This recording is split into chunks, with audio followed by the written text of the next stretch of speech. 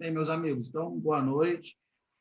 Nós estamos aí mais um encontro da nossa disciplina, ferramentas computacionais, né, de apoio à tomada de decisão. E hoje o Igor está aí quase concluindo o seu mestrado. Hoje ele vai falar um pouco sobre o método Electrimor, dentro daquele planejamento que nós fizemos. Então, de antemão, agradeço aí a disponibilidade do Igor, né?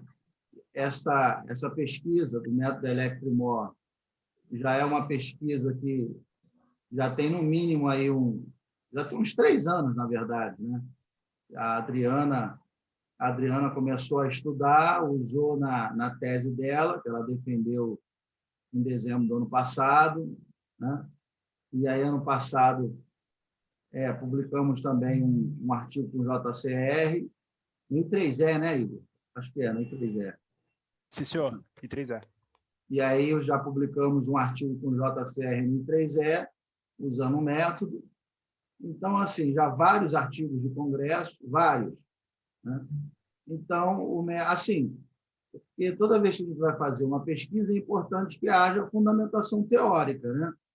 Não é possível você fazer uma dissertação, você escrever um artigo falando sobre algum método, né? Alguma abordagem, e você não tem a fundamentação teórica. Então, daí a importância, quando a gente propõe um método novo assim, né? Assim, o método ele precisa nascer, né? Para a comunidade científica, vamos dizer assim, né? E o método nasceu, já tem a tese de doutorado da Adriana, já tem esse artigo que foi publicado no I3E, e já há dezenas de artigos de congresso utilizando o Electrimor, né?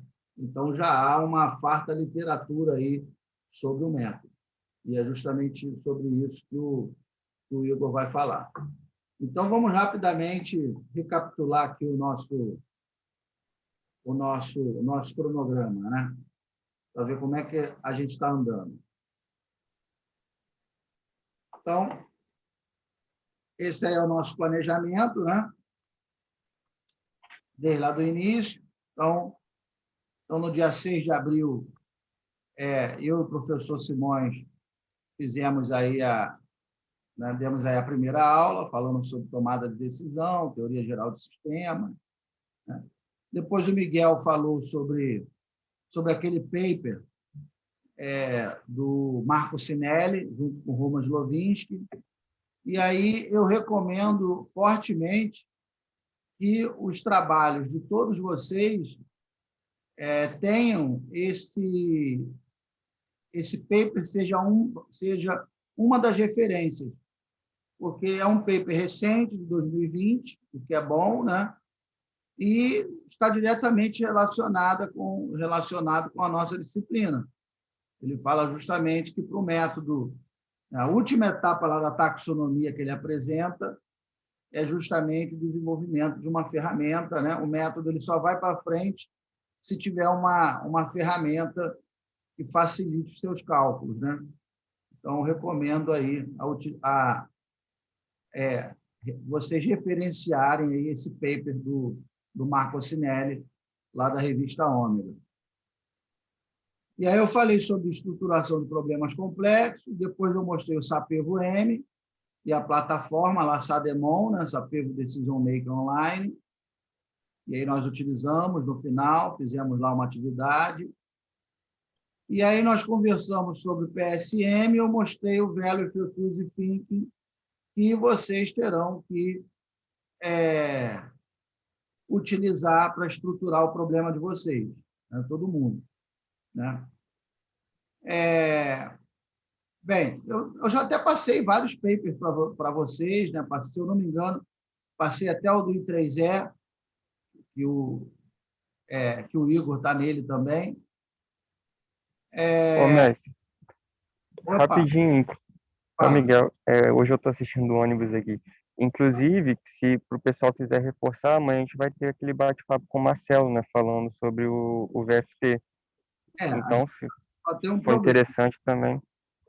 Só tem um problema, que as vagas já acabaram. Ixi, então acabou.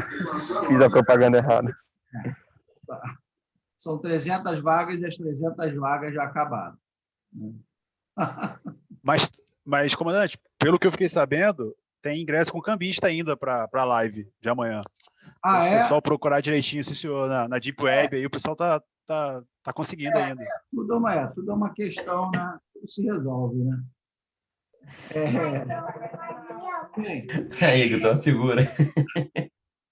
e aí o Pablo falou ensinou para a gente como é que a gente faz uma revisão da literatura usando o VOS Viewer, né? Uma aula bem detalhada. Essa aula do Pablo, eu não sei porque deu alguns embrolhos, que no meio da aula, se gravou a aula toda, mas no meio da aula só ficava a tela preta, não aparecia mais a projeção do PowerPoint, né? E nem estava mostrando. Mas aí não tem problema, porque ele tinha dado essa mesma aula no semestre anterior. Então, né, eu passei lá para vocês, não comprometeu. Mestre, até reforçando, né? Quem precisar aí pode me chamar, estou à disposição. Se alguém tiver alguma dúvida, né, tiver alguma dificuldade, é só perguntar aí para o Pablo, ele está no grupo, então é só perguntar, né? E aí eu vi o Electro com vocês, também tem uma aula gravada do Electro, né? Já mandei o link também, se alguém quiser depois assistir, né? Essa aula também não ficou legal, não sei por quê, mas eu já tinha dado essa mesma aula lá no ITA, lá no mestrado e doutorado do ITA. Então, já tem ela gravada, passo a passo também, então não prejudicou. Miguel falou, na semana passada, Miguel falou sobre o Prometer Sapevo, e aí o Prometer Sapevo, o Prometer Sapevo já é um dos métodos elencados que vocês podem utilizar para resolver o problema. Se for de ordenação, usa para ordenação. O que o Igor vai mostrar hoje é para classificação. Então, dependendo do problema que vocês pegarem, aí vocês vão escolher um método ou outro, né? Se for problema de escolha, de ordenação, de classificação, né?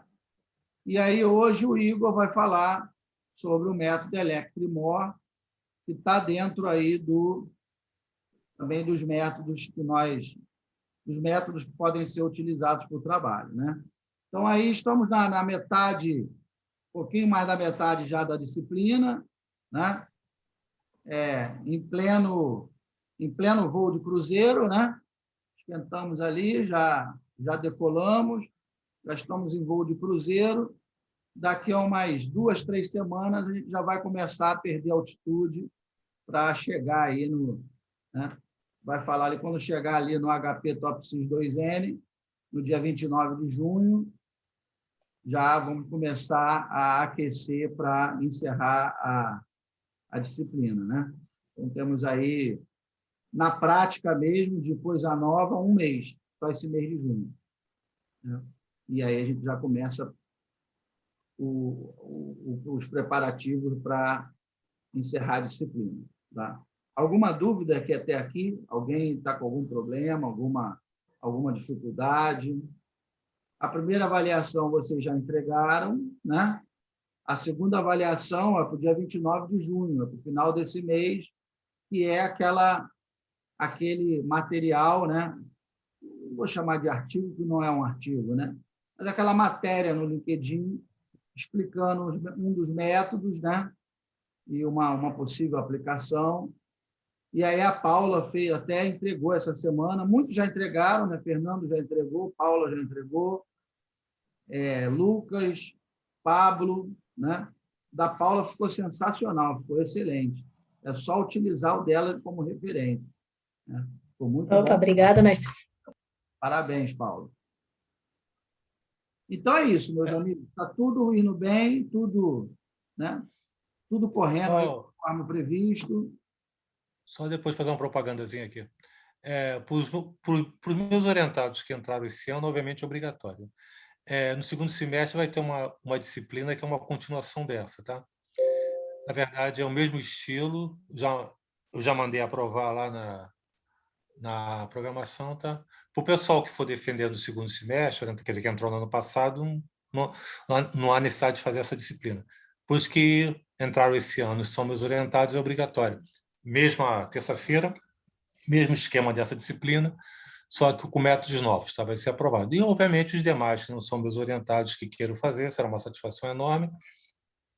E no meio do ano vai ter nova entrada de aluno de mestrado e doutorado, pode até ser que apareça algum aluno novo, tá? Então, repito, quem for defendendo o segundo semestre e já tem os créditos completados, é meu orientado, não há necessidade. Quem entrou esse ano é meu orientado, é obrigatório fazer disciplina. E os demais que gostaram, se disser à vontade, são convidados para assistir na terça-feira. Essa disciplina nós montamos em cima daquele livro da Springer, né, que tem aqueles métodos malucos. Então, aí nós selecionamos alguns métodos ali para sair daquele lenga-lenga, né? HP, TOPSys, Elect, sempre a mesma história, né? Prometer, Electre. Então, aí saiu um livro da Springer, depois eu mostro para vocês. Circulou por aí, com vários métodos, uns novos, outros nem tão novos assim. Só que, embora não sejam tão novos, os métodos não são muito utilizados.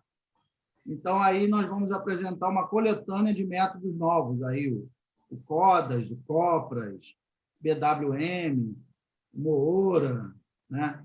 E aí o Taxonomy Method e vários outros, né? Então, essa que é a proposta, mas seguindo mais ou menos a mesma dinâmica dessa disciplina, né? Sempre mostrando ali o método e uma aplicação, né? Embora não haja ferramentas computacionais para eles, né? Eu conheci um cara muito louco chamado Fábio Baldini, e esse é louco de internar, né, cara? E ele já fez todos os métodos em VBA. É só você colocar o número de alternativas e de critérios, a matriz abre para você, você preenche com os dados, ela já te manda o resultado. Então, quer dizer, isso facilita muito, né? A gente só precisa conhecer o método e para que ele serve, para qual tipo de problema que a gente vai usar o método, que aí a planilha lá já resolve a nossa vida. A gente não precisa ficar fazendo uma planilha do zero. Na mão está fora de questão, né? Alguns métodos não dá para fazer mesmo. Então, qual o nome da matéria nova? Só um detalhe, Qual para os o nome da alunos de matéria? doutorado que não vão defender no segundo semestre, é obrigatório também. O nome da matéria é Novos Métodos de Apoio à Tomada de Decisão. Obrigado, que aí fica mais fácil identificar lá na hora. Já tem um cheirinho da data, assim, do dia da semana, mestre, do horário que vai ser? Tem uma... Mesma bate-hora, mesmo bate-canal. Exatamente. Perfeito, valeu. 15 a 18 horas. Tá? Bem, Igor, então vamos lá, né? Vamos começar aí essa brincadeira. Boa noite a todos. Todos conseguem ver minha tela? Seguimos. Sim. Sim.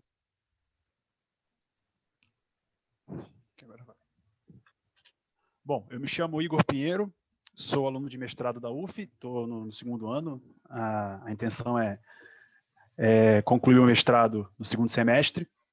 E hoje apresentarei às senhoras e senhores o método Electrimor, é o método abordado na minha dissertação, e apresentarei também, em primeira mão, né, já apresentei ao comandante Marcos, mas acredito que nenhum de vocês ainda tenha visto essa ferramenta computacional rodando, né? Então hoje vai ser a estreia do software, da ferramenta online do Electrimor, que vai facilitar sobremaneira a aplicação do método.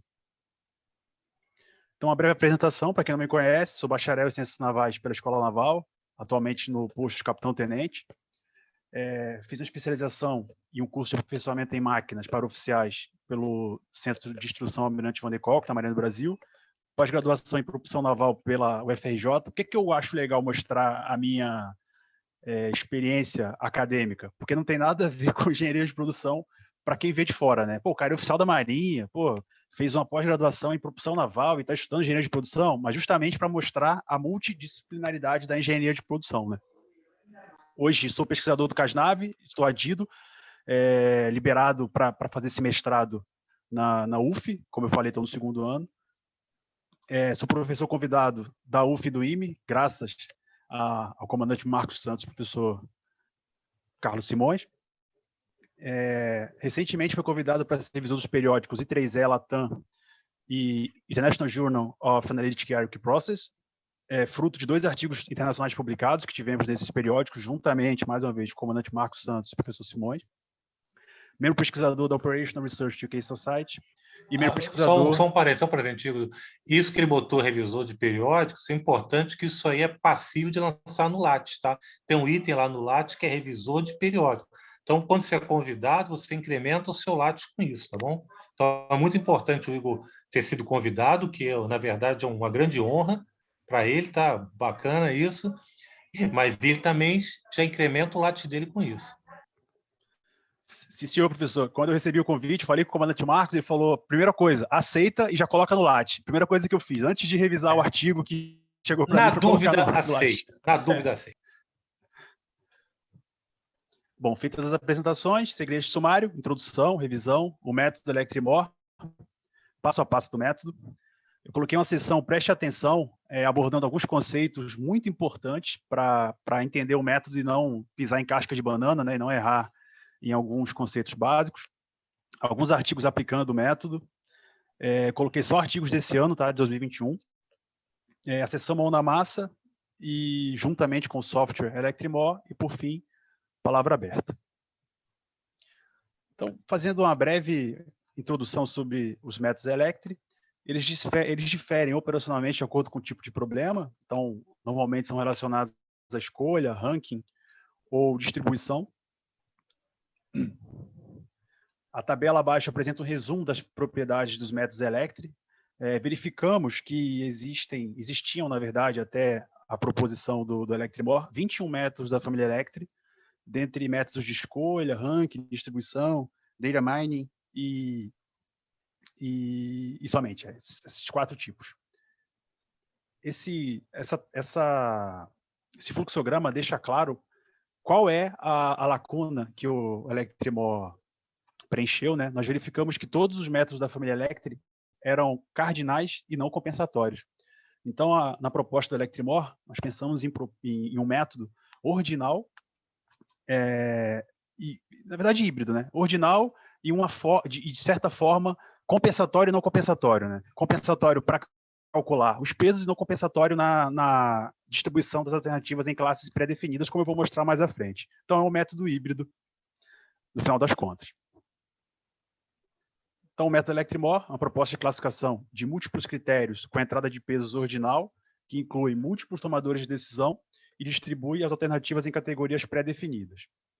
Então, os procedimentos do Electrimor são desenvolvidos em 2 etapas. Na primeira, na etapa, digamos, ordinal, são obtidos os pesos dos critérios e as avaliações para os critérios qualitativos, bem parecido com o que é feito no Prometheus Sapevo, que o Miguel apresentou semana passada. Tá? Então, no procedimento dessa construção de relações de superação, o Electrimor utiliza uma adaptação do método Sapevo. A diferença básica dessa adaptação é a escala, que varia no Electrimor de -2 a 2, e no método Sapevo original varia de -3 a 3. Acredito que os senhores lembrem, né, do método Sapevo, até porque eu deve ter apresentado na semana passada. Então, não vou me ater tanto ao método Sapevo. Se alguém tiver dúvida, pode interromper, tá? Ou pode entrar em contato comigo depois da aula. Eu terei o maior prazer em responder as dúvidas e ajudá-los caso escolham o Electrimor como o método para o artigo da disciplina. Aqui ainda falando sobre a normalização do método Sapevo, é exatamente igual ao que foi apresentado na aula do método Sapevo. Aqui nós já entramos na parte relativa à avaliação das alternativas em relação aos limiares das classes, que eu vou mostrar mais à frente. Então, alguns conceitos que vocês já devem ter visto no método Electri, eu vou abordar agora. Tá? O primeiro é o índice de concordância. Eu não vou me ater tanto às equações, porque mais à frente eu vou mostrar um estudo de caso, um exemplo numérico que fica bem clara essa atribuição de grau, 0, 1, ou entre 0 e 1, dependendo da diferença, né, entre as alternativas e os limiares das classes. Então, basta, nesse primeiro momento, relembrar, né, esses conceitos. Concordância global, que nada mais é do que uma média ponderada. Igor, volta Pois não, professor. volta só na tela anterior, por favor. Sim, senhor. É importante aqui nessa forma da concordância, vocês podem ver que o P e Q estão no denominador, né? Então, como a gente já estudou, não dá para utilizar nesse estudo o verdadeiro critério, né? Que P e Q seja igual a zero. Se for trabalhar com o verdadeiro critério, não dá para usar esse método, tá? Esse método obriga que pelo menos um dos valores de P e Q sejam diferentes de zero, ok? Ótimo. Obrigado, professor. Prosseguindo. No índice de concordância global é feita a média ponderada das concordâncias, né, da alternativa em cada critério. O índice de discordância, da mesma forma que na concordância eu também não vou abordar os valores, no exemplo numérico vai ficar mais claro. O índice de credibilidade, que faz uma agregação dos índices de concordância global e discordância, de modo a obter o valor que indica a credibilidade daquela alternativa sobre classificar a classe e vice-versa, né? A gente vai ver mais à frente que são feitas análises paritárias de comparação das alternativas com os limiares e também dos limiares com as alternativas. Isso vai gerar duas ordenações, uma otimista e outra pessimista, para cada forma de obter os limiares das classes. Falando agora, parece coisa de outro mundo, mas vocês vão ver que realmente é coisa de outro mundo quando eu mostrar mais à frente. Brincadeira. Para a obtenção dos limiares das classes do Electrimor, diferentemente de outros métodos de distribuição, ele utiliza duas formas. Nós propusemos essas duas formas, que a gente chamou de BH e de BN, justamente para tentar tratar as mais diversas formas de distribuição de pontuações em determinados critérios. Então, a gente vai ver mais à frente a diferença de cada uma e na prática, o que elas geram para o tomador de decisão. Tá? Então, como o comandante Marco sempre fala, né, o PO0, o estudante ou o pesquisador de PO, ele tem que tentar meio que pagar um mistério, entre aspas, né? Na verdade, a grande maioria paga um mistério, né? Coloca uma equação de outro mundo, mas na verdade o que está por trás daquilo é uma ideia bem simples, né? Então, para calcular o BH, é mais um exemplo desse modus operandi do pesquisador de PO. O que o BH faz é pegar as pontuações das alternativas em cada critério e dividir em intervalos iguais. Então, ele pega o máximo e o mínimo e levando em consideração o número de classes, ele divide em intervalos iguais. Vou mostrar um exemplo numérico para ficar mais claro. Então, aqui nós temos... Deixa eu colocar aqui o laser que fica mais fácil. Aqui nós temos 6 alternativas e aqui a pontuação, né, o desempenho das alternativas em um determinado critério 1, tá? Eu coloquei um determinado critério numérico para facilitar e aqui é monotônico de lucro, tá bom? Então, quanto maior, melhor. Nesse exemplo, eu considerei 6 alternativas e 3 classes. Já vai um conceito importante. Não faz sentido eu ter mais classes do que alternativas, né? Eu até já vi algumas aplicações de mais classes que alternativas, mas não faz sentido, porque eu vou ter, com certeza, uma classe vazia e essa diferenciação, a princípio, não faz sentido lógico, né? Então, até no nosso software, nós colocamos uma restrição, que é que o número de classes ele tem que ser menor ou igual ao número de alternativas do problema. Tá bom? Então, nesse caso, eu considerei 6 alternativas e 3 classes. O importante do BH é obter, na nossa anotação, né, nós chamamos de G asterisco como o valor máximo do critério, nesse caso 13, e G menos como o valor mínimo do critério, nesse caso é 1. Então, para calcular o K, eu faço de forma bem simplória, o máximo menos o mínimo dividido pelo número de classes, obtenho o valor K, nesse caso, igual a 4. E para o limiar BH1, né, por que eu chamo de BH1 e depois vou chamar de BN1? Porque eu vou obter duas formas de limitar, né, as classes para cada critério, visando justamente tratar qualquer distribuição de dados. E nesse ponto eu faço um adendo. Aqui pode parecer muito trabalhoso o método, e realmente é trabalhoso se a gente for fazer na mão, mas o nosso intuito com a proposição da Electrimor foi justamente tratar os dados, fornecer muita informação ao tomador de decisão, no caso, 2 ordenações, né? uma com BH e uma com BN, que eu vou mostrar mais à frente, só que com esforço cognitivo muito baixo para o tomador de decisão, para o analista, porque esses limiares são todos calculados pela ferramenta computacional, né? Então, como o comandante Marcos falou, o método Electremore é mais um daqueles que, se for usar na mão, fazendo os cálculos na mão, discordância, concordância global, credibilidade, fica inviável de aplicar o método. Então, sem um apoio computacional, realmente é difícil de usar o Electremore. Bom, então aqui nesse caso eu obtenho o BH1 igual a 5, e para o BH2, seguindo a fórmula apresentada no slide anterior, eu tenho o G- mais 2 vezes o K igual a 4, então eu tenho 9. Então, nessa distribuição, eu teria o limiar BH1 igual a 5 e o limiar BH2 igual a 9, tá bom? Lembrando que o máximo e o mínimo calculados aqui foram 1 e 13. Até aqui tudo bem? Tá sim, tá sim. Acredito que está tranquilo, né? Tá bom. Então, agora, abordando o BN, que é outra forma de obter os limiares das classes. O BN divide as alternativas em um número H de quantis, H é o número de classes. Cada quantio, entre aspas, né, cada subclasse naquele critério, possui o mesmo número de alternativas. Então, como é que a gente faz para obter esse BN? A grosso modo, aqui eu também coloquei os mesmos valores numéricos do BH, para depois a gente comparar, né, o resultado de um e de outro, BH e do BN.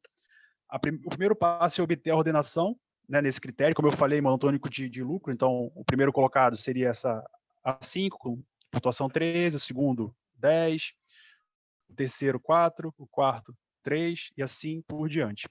Eu obtenho esse valor L, que é o que vai dar a ordenação das alternativas, né, naquele critério.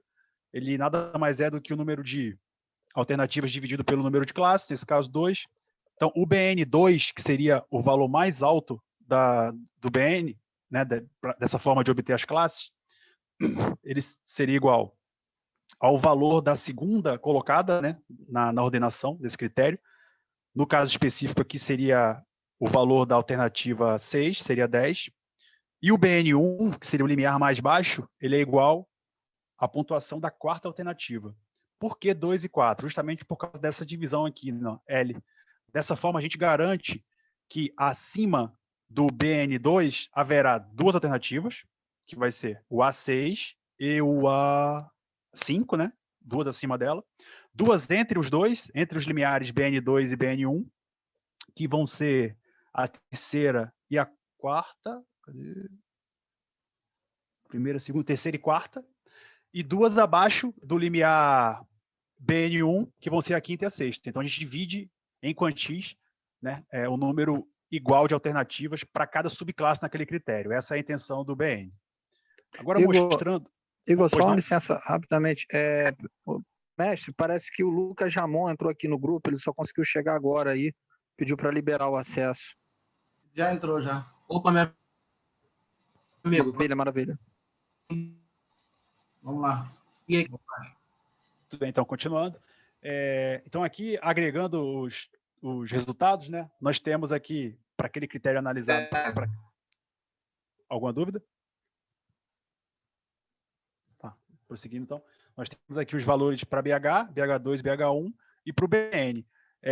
Recapitulando, o BN ele sempre vai ser atribuído ao BN o valor de alguma alternativa exato, né? Aquele valor exato. Nesse caso aqui, o BN2 é o 10, que é o valor da alternativa 6, e o BN1 é o 3, que é o valor da alternativa 1. O BH 1 e 2, nesse caso, ele leva em consideração apenas o intervalo, né? O intervalo máximo e o mínimo. Nesse caso específico, vocês podem ver que o BH2 ele não é igual a nenhuma alternativa, né? Tampouco o BH1. Então, aqui a gente consegue, de uma forma intuitiva, né? Porque os dois limiares eles têm uma razão de ser, né? Um é o máximo, é um intervalo igual, né, entre o máximo e o mínimo, e o outro é dividido em quantis. A gente consegue mostrar que os valores são diferentes, né? O BN2 ele tem uma amplitude maior de um para o outro. O BN, na verdade, o BN2 é 10 e o BN1 é 3, então a diferença seria 7. E o BH ele fica um pouco mais achatado, né, quando a gente for colocar na distribuição ali de classes em cada critério. A gente vai ver o que isso acarreta no resultado do método. Então, aqui nós temos o nível de corte, o lambda. Ele é importante porque ele que define se uma alternativa sobreclassifica ou é sobreclassificada, ou se uma classe sobreclassifica alguma alternativa. Então, a alternativa A não tem desempenho pior do que o perfil BH. Quem define se esse desempenho é pior ou não é o lambda, e ele é comparado, né? Ele é, não vou dizer comparado, né? Ele é comparado com a credibilidade. Então, a credibilidade é o valor que indica, no final da análise, se a alternativa é alocada ou não em determinada classe. A gente vai ver mais à frente. Tá. O Electrimore, assim como o método Electri, Electri-ME, ele trabalha com duas distribuições, uma pessimista e uma otimista. A distribuição otimista consiste em comparar a alternativa A à alternativa B a partir do último perfil, né?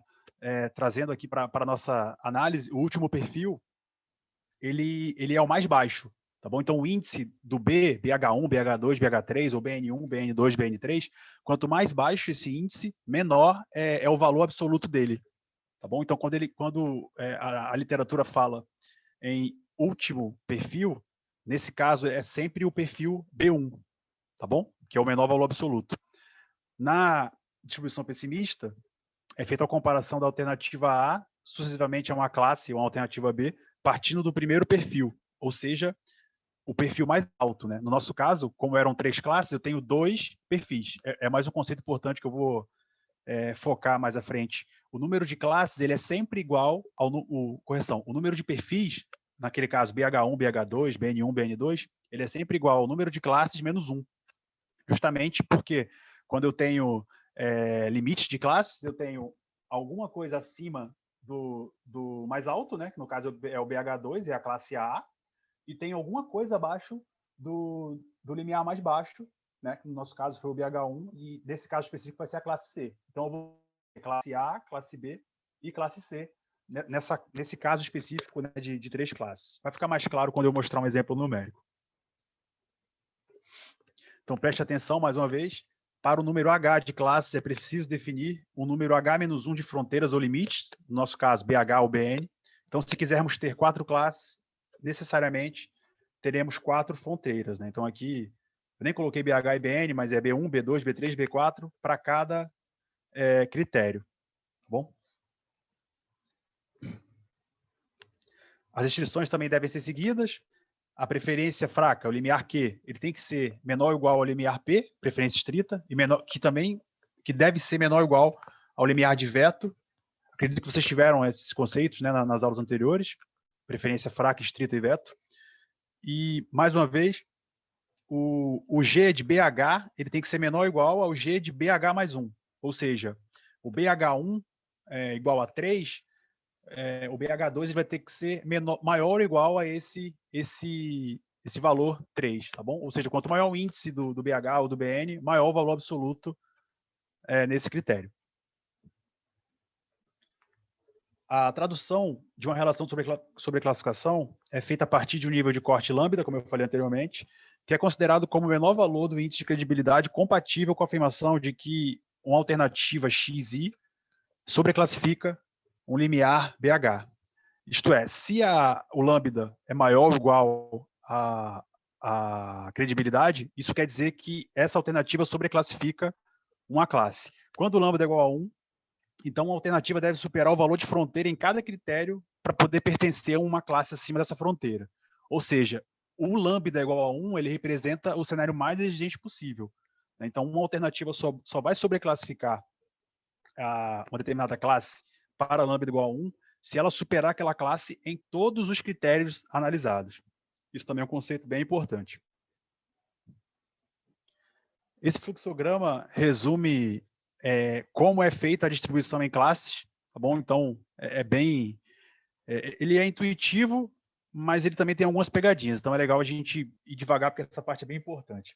Então, se a credibilidade de que X sobreclassifica BH, é bom também ter essa anotação, né? É sempre assim, a esquerda em relação à direita. Então, a credibilidade de X para BH significa a credibilidade de que uma alternativa X sobreclassifica um limiar BH.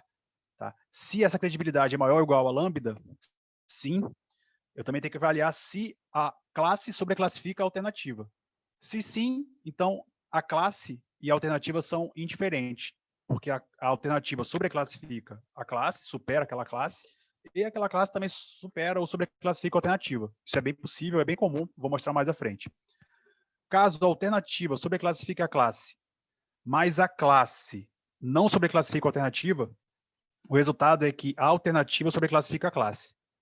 Intuitivamente, se a alternativa ganha da classe e perde para a classe, elas são indiferentes. Se ela ganha da classe e a classe não ganha dela, ela supera a classe, que seria esse caso. Se ela não ganha da classe e a classe ganha dela, então quer dizer que a classe sobreclassifica a alternativa. E se não ocorre nenhum nem outro, ou seja, se a alternativa não sobreclassifica a classe e se a classe não sobreclassifica a alternativa, ocorre o que a gente chama de incomparabilidade, que é esse XI RB. Tudo bem até aqui? Está o silêncio, eu entendo que... Tá sim, tá sim. Então, prosseguindo. Estamos aqui. Tranquilo, tranquilo. Tudo bem.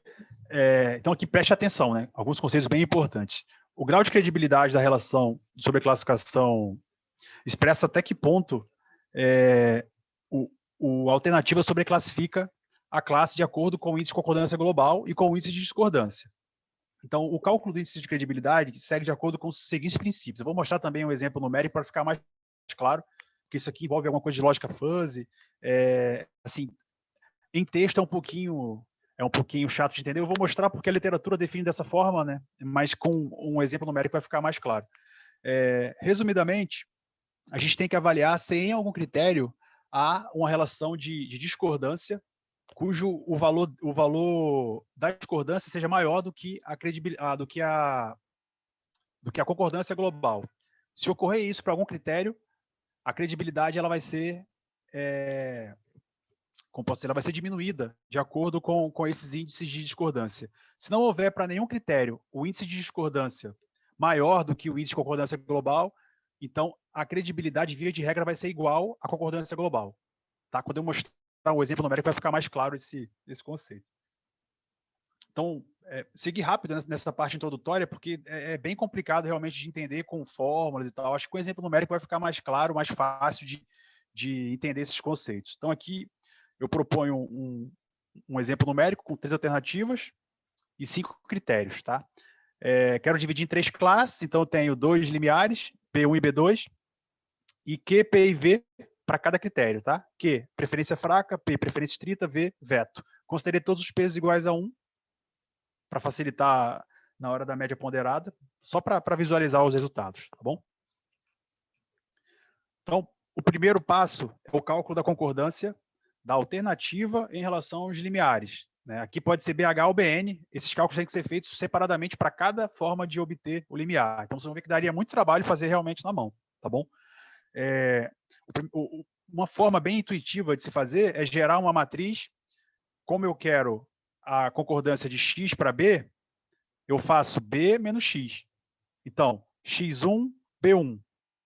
Eu tenho o valor menos 25, que seria B1, né, que no caso aqui seria 50, menos o x1, então ficaria menos 25. Tá? Como eu falei, tem que ser feita análise paritária de todas as alternativas com todos os limiares de classes. Tá bom? Então aqui eu tenho x1, B1, x2, B1, x3, B1, x1, B2, x2, B2, x3, B2. Tá bom? Tudo bem até aqui, nessa parte do cálculo da concordância? Gerar essa matriz? Tranquilo. Então, prosseguindo, eu faço isso para toda a matriz, né? Gero esses valores, menos 19. Por que é legal esses valores? Porque fica fácil de enquadrar depois nos valores da concordância aqui, ó. O valor vai ser 0 se esse valor, se essa subtração for maior ou igual ao limiar de PJ, que no caso, para cada critério foi definido. Para o critério 1 é 10, para o critério 2 é 10 também. Eu arbitrei 10 para todo mundo. 5 aqui, menos para o critério 5, né? Para o critério 5 eu coloquei que o Q é igual a 10, para os outros eu coloquei que ele é igual a 5, e o veto eu coloquei 30 para todos os critérios aqui para facilitar os cálculos. Então, com essa matriz, eu consigo gerar a matriz de concordância para cada critério. Então, aqui, ó, esses valores todos, ó, são menores que o módulo de Q. Que o módulo não, né? Que o valor Q, 5. Como eles são menores, eles se enquadram nesse... Aqui eu mostro mais um caso, de 40, deixa eu mostrar aqui, fica mais claro. Menos 25. Menos 25, ele é menor, até coloquei aqui, do que o valor de Q, que seria 5, né? Como ele é menor, é atribuído a essa concordância de valor 1. Seguindo. Só um instante que está um pouco lento aqui. Beleza. Aqui, x2b1 é 13. 13 é maior do que o valor da preferência estrita. Então, a essa relação paritária é atribuído o valor 0 na concordância. E assim é feito para todas as alternativas à luz de cada critério, comparando com os limiares de classe. Aqui eu tenho um caso de diferença que se encontra entre a preferência fraca e a preferência estrita. Então, quando isso acontece, eu tenho que usar essa fórmula, o professor Simões bem disse, né, que para acontecer isso, o P e o Q não podem ser iguais a 0, né? Então eu tenho que ter, no mínimo, eu só não posso ter critério verdadeiro nesse caso, né? Então, nesse caso aqui, eu uso a fórmula e eu atribuo aqui, eu tenho o valor de concordância igual a 0,4 para critério 2, concordância de x1 para B2. Bom? Para a concordância global, como eu falei, é feita uma média ponderada, que bem simples, 1, 1, 1. Então, aqui seria, como eu falei, todos os pesos eu considerei iguais a 1, né? Que é 1 vezes 1 vezes 1 dividido por 5. Daria 1 na concordância global. Para o segundo critério aqui, ó, 0, 0, 1, 1, 1, eu teria 0 vezes 1, 0 vezes 1, que daria 3/5 ou 0,6. Tá bom? Então, faço aqui e obtenho a concordância global para cada relação paritária. Eu também tenho que fazer o cálculo da concordância da classe com relação à alternativa. Que, como eu falei, são duas distribuições, né? Otimista e pessimista. E como eu trabalho com o pseudo-critério, a relação de sobreclassificação, ela define uma alternativa, para uma alternativa sobreclassificar outra, ela não pode ser pior. Ela é pelo menos tão boa quanto um limiar de classe. Então, para isso, como tem esse conceito, ele é um pouco complexo, eu tenho que analisar tanto a alternativa com relação à classe, quanto a classe com relação à alternativa. Então, aqui eu vou fazer a mesma coisa, só que agora comparando classe com alternativa, né? Então, aqui, anteriormente era x1, b1, aqui vai ser b1, x1. Naturalmente, os valores vão ser iguais àquelas tabelas, só que todos multiplicados por menos 1, né? Então, aqui eu obtenho da mesma forma os valores de concordância global da mesma forma. Para o cálculo da discordância, a gente também obtém aquela matriz, aqui no caso é a discordância de x para b, tá? Aqui todos os valores menores do que p recebem 0, né? Então aqui todo mundo recebeu 0.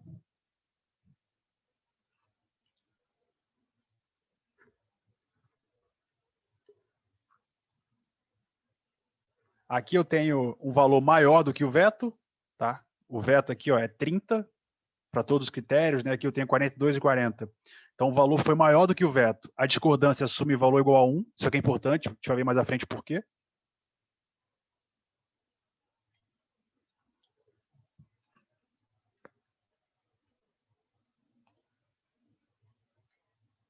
E aqui eu tenho um valor que varia entre P e V. Então entra nesse terceiro caso, né? Tenho que fazer aplicar essa fórmula e descobrir qual é o valor da discordância de x2 para B1, nesse caso 22, né? E aí calculei igual a 0,6. Da mesma forma, a discordância tem que ser calculada para a classe em relação à alternativa. Não vou perder tanto tempo aqui. Agora é importante, o conceito de credibilidade, né? Então aqui eu tenho a concordância global, tá? Que foi calculada anteriormente, e aqui eu tenho a discordância para cada relação paritária e cada critério, né?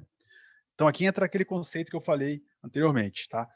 Se a concordância global é igual a 1, e nenhuma discordância, na verdade não é só igual a 1, se eu tenho um valor determinado, nesse caso aqui igual a 1, se não houver nenhum valor de discordância maior ou igual ao valor da concordância, a credibilidade assume exatamente o valor da concordância global. Nesse caso aqui, 1.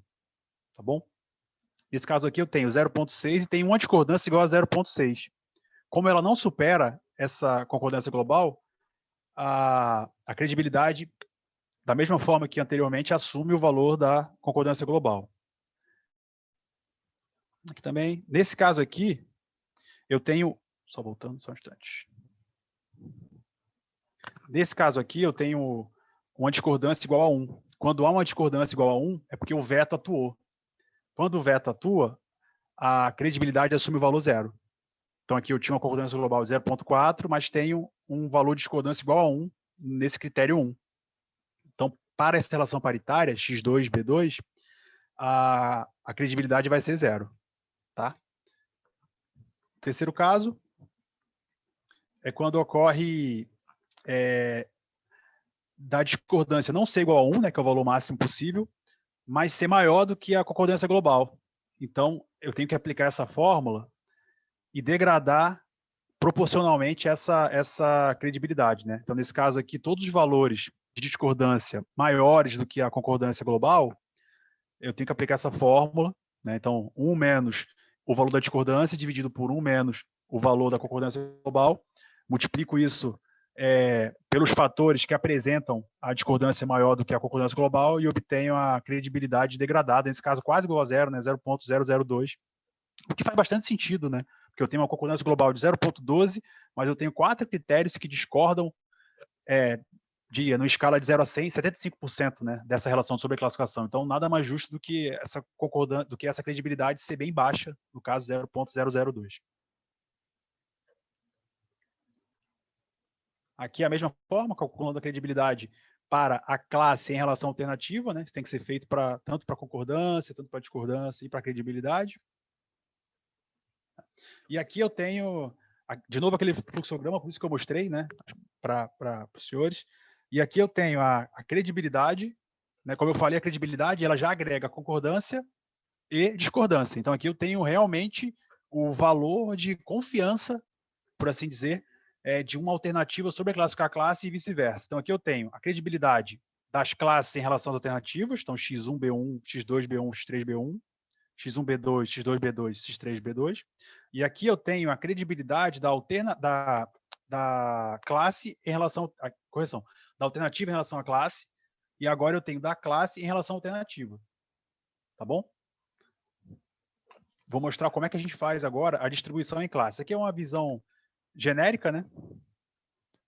E aqui é como é que a gente faz a distribuição de classes.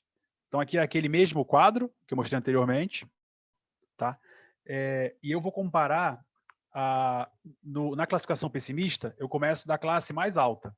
Então eu começo x1, b2. Eu tenho aqui, ó, 0,88. Esse é o valor de credibilidade da alternativa x1 sobre classificar a classe b2. Ele é 0,88. Eu arbitrei um valor lambda de 0,75 aqui. Como esse valor é maior do que o valor lambda, então a alternativa ela sobreclassifica a classe B2. Só que quando eu comparo a classe B2 com a alternativa x1, eu vejo que a credibilidade também é maior do que lambda. Então, quando as duas se sobreclassificam, acontece a relação...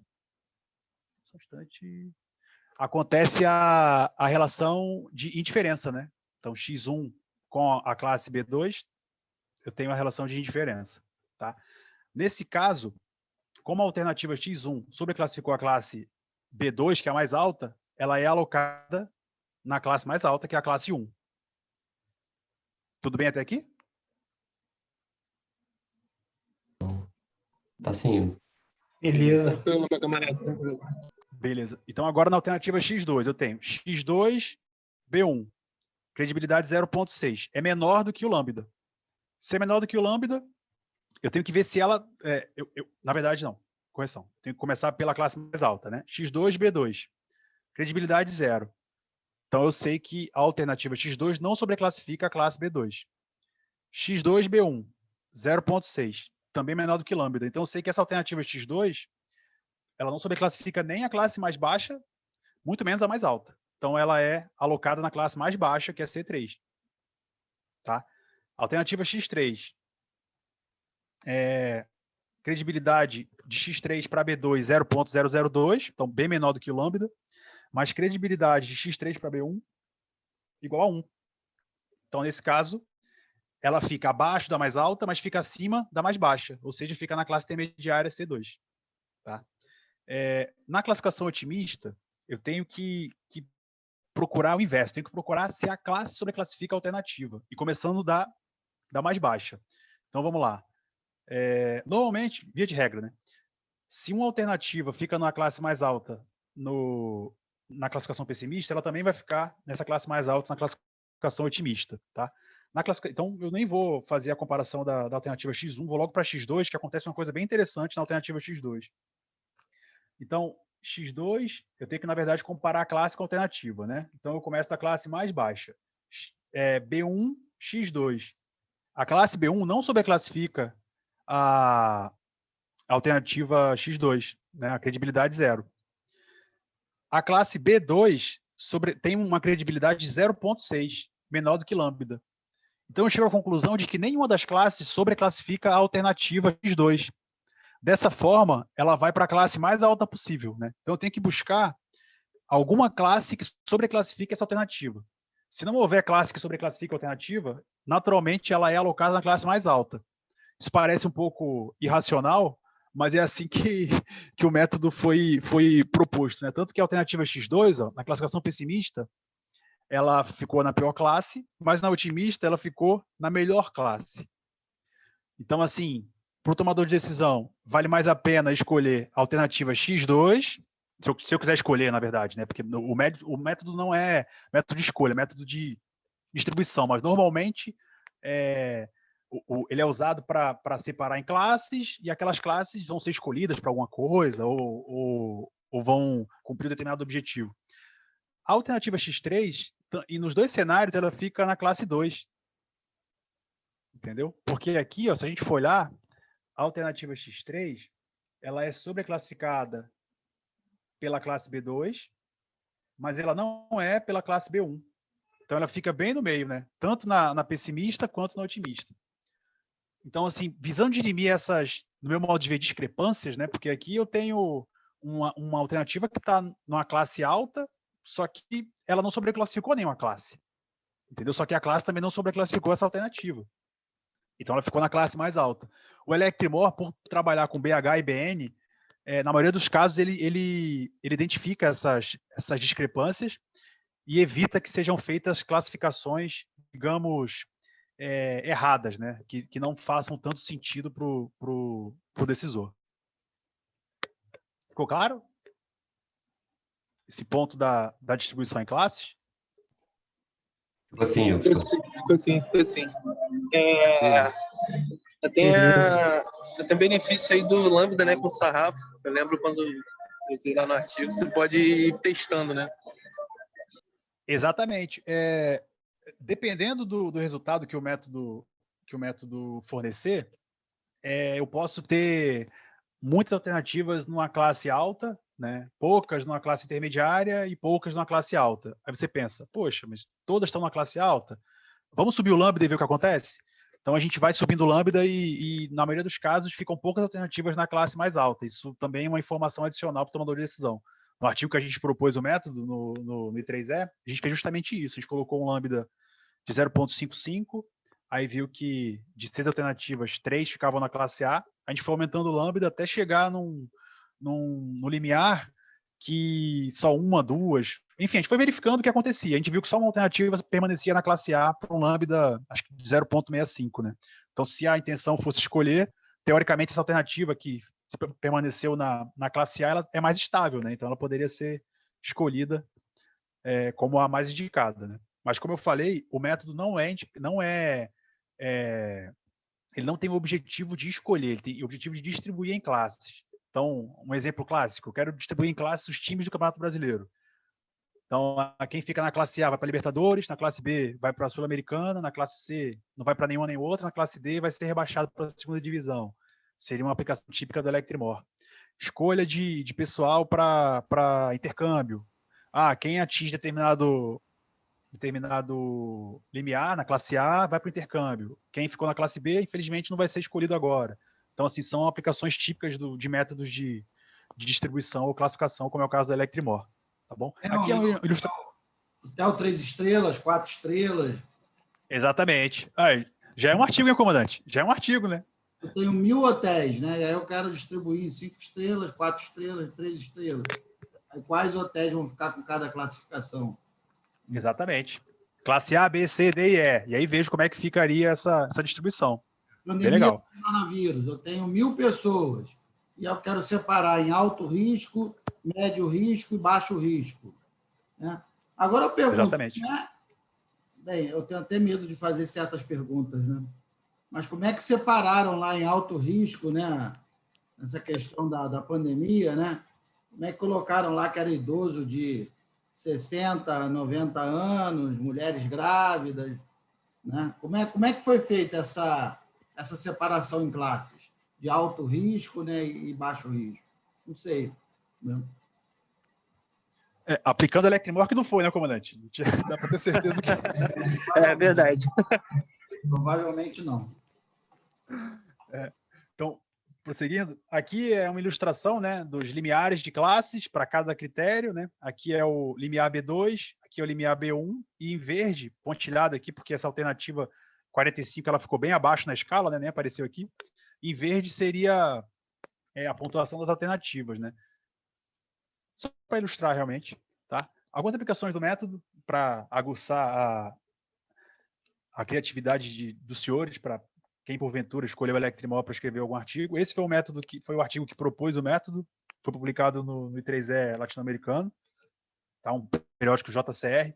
A gente fez uma aplicação para classificar aeronaves no combate à pandemia, né, para a evacuação aeromédica.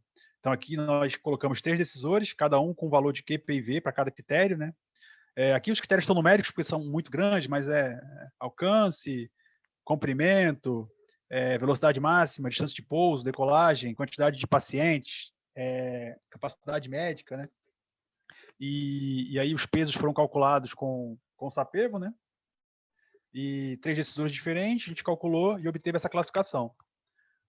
Então aqui foi para um lambda de 0,55, né? Aí eu tenho, olha que legal, eu tenho divisão em classes, né? Então eu tenho o Phenom 100 para a distribuição BH, ele ficou na classe B para a distribuição pessimista, na classe A na otimista, tá? No BN ele ficou na classe C na distribuição pessimista e na classe B na distribuição otimista. Olhando aqui, somente uma alternativa obteve classe A, na verdade 2, né? O Praetor 500 e o Legacy 450 obtiveram classe A em todos os cenários analisados, né? Por que o Electrimol é legal? Justamente por fornecer muita informação, né? Aqui eu tenho 4 classificações e o esforço cognitivo, apesar de ter parecido muita coisa que eu mostrei para vocês, na ferramenta vocês vão ver que é muito simples de obter essas 4 classificações e tomar uma decisão, né? Nesse caso, eu ficaria entre o Praetor 500 e o Legacy 450 se a minha intenção fosse escolher. Mas se eu quisesse classificar, eu poderia tranquilamente escolher algum critério. Eu quero colocar o Praetor 600, ele ficou 3 vezes na classe B e 1 na classe A. Então ele vai ser alocado na classe que ele ficou mais vezes classificado, vai ser classe B. O Legacy 500 vai ser classe B também. O Phenom 100, ele ficou 2 vezes na B, também é classe B. Já o Phenom 300, ele ficou 2 vezes na classe A e 2 na classe C. Olha a vantagem de ter o BH e o BN. Se eu escolhesse só uma forma, ele ficaria na classe A ou na classe C. Olha a diferença. Ou ele ficaria na maior classe ou na menor classe. O Electrimor mostra justamente que essa escolha dos limiares ela é muito sensível, né, para análise. Então, para um limiar ele ficou na maior classe e para o outro ele ficou na pior classe. Então, assim, é legal de ver isso porque a decisão fica bem transparente, né, para o tomador de decisão. Tá bom? Aí, nesse caso específico, eu não lembro agora, mas a gente aumentou o lambda e, se eu não me engano, esse Legacy 450 foi o único que permaneceu com A em tudo. O Praetor 500, ele desceu acho que no BN aqui, ele desceu um pouco quando eu aumentei o lambda. Tá bom? Esse artigo foi aceito para publicação recentemente. Todos esses artigos foram de 2021, tá bom? O do I3E já foi publicado. Esse foi da revista Algorithms. Eu escrevi esse artigo com um aluno do professor Simões, da disciplina passada. Ele aplicou para o MetaPevo M1 e o Electrimor para classificar países da OCDE. Então, analisamos 33 países, distribuímos em classes, comparamos com o Prometheus Sapevo e verificamos resultados bem interessantes no que tange a saneamento básico, enfim, vários fatores que interferem na qualidade de vida. Foi exatamente essa disciplina do ano passado, o primeiro semestre do ano passado, né? Foi o Edivando, né? Do Edivando? Sim, senhor, comandante, Edivando. Então, primeiro, esse artigo ele foi apresentado no Congresso Brasileiro de Sistemas, no CBS, né? Eu não lembro quando ocorreu o CBS, acho que foi em novembro, né? Não, foi em setembro do ano passado, comandante. Setembro, é. A disciplina acabou em julho, em setembro o Edivando apresentou no CBS, no Congresso Brasileiro de Sistemas, e no início desse ano foi aprovado na Algoritmo, isso aí, periódico internacional, na base Scopus, e foi bem legal esse trabalho. E o mais legal é que nós aplicamos 2 métodos do grupo, né? Aplicamos o Prometheus-Sapevo e aplicamos o Electrimor, comparamos os resultados, apesar de não serem, a grosso modo, voltados para a mesma temática, mas o resultado da distribuição em classe bateu perfeitamente com a ordenação de países do Prometheus-Sapevo. E aqui, recentemente, para ser mais exato, há 2 semanas atrás, tivemos 3 artigos aprovados no ITQM, que vão ser publicados na Proceeding Computer Science, outro periódico com Scopus. Então, assim, como o comandante falou, a literatura da Electrimor está ficando bem robusta, né, para quem quiser aplicar o método. Já temos aí 5 artigos indexados, um com JCR, mais um na Web of Science, que é esse da Algorithms, e 3 agora com Scopus, e tem mais um saindo do forno, que eu vou até falar com o professor Simões depois, voltou para revisão, tem tudo para ser aprovado aí, mais um JCR com a Electrimor. Então, vai ter bastante coisa aí para quem quiser usar o método, e agora eu vou apresentar aos senhores, em primeira mão, a ferramenta computacional que implementa o método e facilita muito essa obtenção dos resultados. Tá bom? Então vamos para a sessão mão na massa. Rapaz. A ideia é a ferramenta ser uma caixa de entrada e saída. Exatamente. Você digita os números na entrada, ela te dá a resposta na saída. Pronto. Simples assim. Só voltar um pouquinho. A ideia é essa, mas a ideia também, comandante, como eu falei, é diminuir muito o esforço cognitivo e fornecer muita informação, né, para compor os artigos. E é justamente o que eu vou tentar mostrar. Caixa de entrada e saída. Você não tem nem que pensar, você só tem que ter os dados de entrada. Exatamente. Então, aqui eu proponho aos senhores um estudo de caso. Peraí, antes de começar o estudo de caso, ficou alguma dúvida até agora? Não, por aqui tá tranquilo, cara. Tá tranquilo. Eu tentei só um apresentar parênteses. rapidamente. O importante desse artigo é que o Igor falou, né, quando ele comparou o Prometheus-Sapevo com o Electrimor, né? Lembrando, né, que a Electrimor surge na tese de doutorado da Adriana, depois o Igor melhora o método e ainda implementa, né? E o Prometheus-Sapevo é do Miguel, do ano passado. Quer dizer, então, nós estamos falando da comparação de 2 métodos em que o mais velho tem 1 ano e pouco que foi criado e o outro tem 1 ano. Quer dizer, então, são duas e mostra a robustez dos métodos, né? Que são 2 métodos diferentes, os resultados são parecidos, né? Então, mostra que os algoritmos são robustos também, né? Exatamente, professor. Eu enviei aí no chat o endereço, tá, da página da Electrimor. Como eu falei, é a primeira aplicação da ferramenta em uma aula, né? Eu só rodei junto com o comandante Marcos. Então, se tiver algum bug, eu peço que os senhores, por favor, me avisem, tá bom? Para a gente ir sempre melhorando e tentando fornecer, na verdade, né, uma ferramenta cada vez mais robusta para o público em geral, né? Para o pessoal tomar cada vez mais decisões melhores aí na vida acadêmica, pessoal e profissional, tá bom? Eu mandei no chat aí, por favor, se puderem entrar. O negócio tá danado, hein? Então, quem me ajudou Caraca, nessa ferramenta tá sensacional aí, meu amigo. foi o Xandão, né? O Xandão, só conhece aí o Xandão, né? Então eu vou começar aqui o estudo de caso, tá?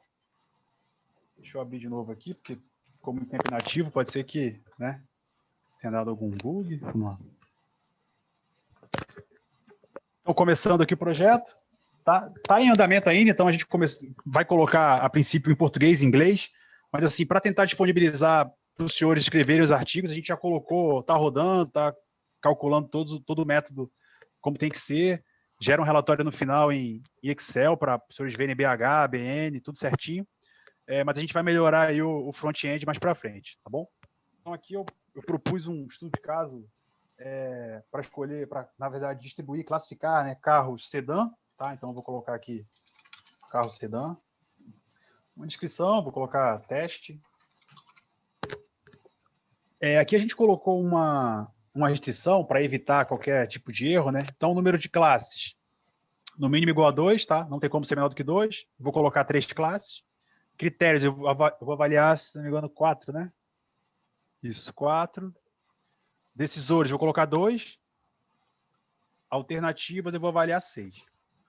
Tá, fiquem à vontade para trabalhar aí como os senhores quiserem, tá? No estudo de caso, eu vou seguindo aqui esse PowerPoint para também não me perder, colocar valores absurdos. Isso aqui são valores mais ou menos validados ali, condizentes com a realidade, tá bom? O valor do nível de corte, o lambda, ele varia de 0,5 a 1, né? Então, aqui eu vou colocar um valor de 0,75, um valor intermediário ali para ficar legal e ver como é que vão ficar os resultados. Vou cadastrar o projeto. Então, aqui decisores. A ideia dos senhores é interagir nesse estudo de caso ou só mostrar a ferramenta para os senhores verem? O que o senhor acha, comandante? Eu acho. Se interagir, interage, senão você coloca os decisores. Eu acho interessante o pessoal ir fazendo junto, né? Para entender. Sim, senhor. Entendeu? Tá bom. A minha ideia era ir fazendo aqui, cada um rodando em paralelo. A minha pergunta é, eu vou fazer, todo mundo vai fazer junto, ou eu vou mostrando para o pessoal ir conhecendo a ferramenta primeiro? Não sei como é que fica melhor. Não, vai mostrando, vai preenchendo e o pessoal vai preenchendo em casa. Tá bom, sim, senhor. Ou então pode fazer o seguinte também. Você preenche e o pessoal preenche com o mesmo valor, só para ver aprender a mexer na ferramenta. Pode ser, sim, senhor. Tá, então eu vou colocar aqui 2 decisores, vou me colocar como um decisor e vou colocar o comandante Marcos como segundo decisor. Aqui foi. Tipo de critério. Preço do carro. Aí aqui eu tenho como escolher monotônico. Ele já vem como default numérico de lucro, né? Posso colocar numérico qualitativo, numérico de lucro ou custo. No caso, preço, numérico de custo. Mala, porta-malas, numérico de lucro, né? Quanto maior, melhor. Potência do carro, numérico de lucro também, quanto maior, melhor. E eu coloquei design, né? Para ter um critério qualitativo, se vocês verem o SAPEVO, e ele é qualitativo. Tudo bem? Então, 4 critérios, 1 de custo, 2 de lucro, 1 qualitativo. Alternativas. Cerato. Civic. Corolla. Cruze. Fiesta. Sentra. Aqui vai uma ideia, uma sugestão já, é colocar as alternativas em ordem alfabética, porque isso facilita a visualização dos resultados mais à frente.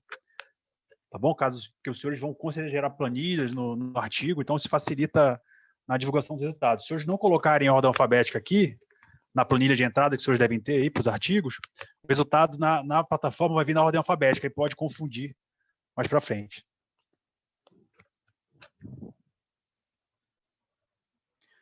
Então, avaliando o projeto, aqui a gente coloca os valores numéricos, tá? Preço do Cerato, 70. Porta-malas, 350 litros. Potência, 145 cavalos. Civic, preço, 110 mil. Mala, 360 litros. Potência, 150 cavalos. Corolla, 95. 370. 150. Cruze.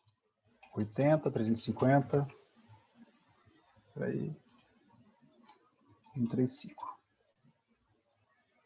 Fiesta. 60, 330. 120. 65. 345 e 130. Tudo bem até aqui? Todo mundo chegou aí? Só lembrando que o critério de custo é monotônico de custo, os outros são monotônicos de lucro, tá? O importante é isso. Então, professor, o fato de colocar monotônico de custo, depois eu vou mostrar mais no relatório, ele já faz toda a multiplicação por -1 na planilha por trás. Então, ele dá o resultado tudo bem, correto. sei. É só lembrar o pessoal isso, tá?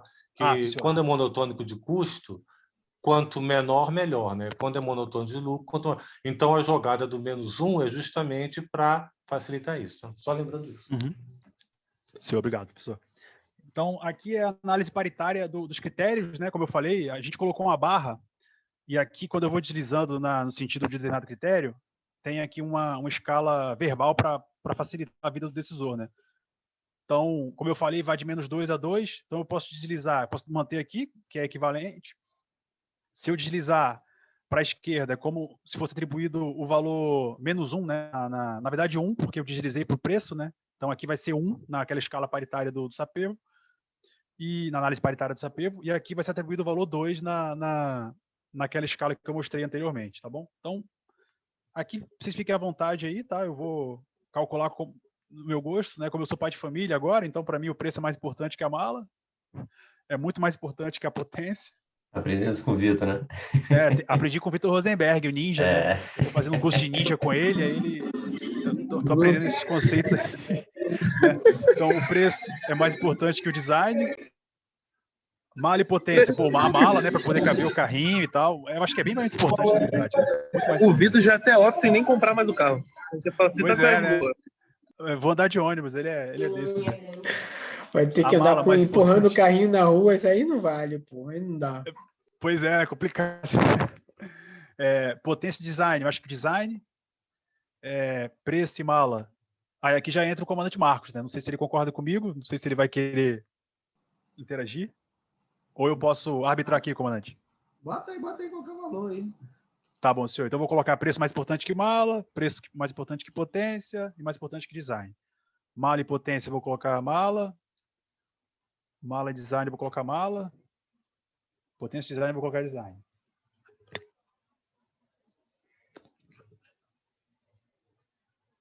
Aqui dá um pouquinho mais de trabalho, porque como o critério design foi qualitativo, a gente vai fazer a mesma coisa, né, de avaliação paritária para obter a pontuação cardinal, né, nesse critério e poder aplicar o método QPIV, né? Então, eu vou avaliar aqui no caso decisor 1, né, o critério design, Cerato e Civic.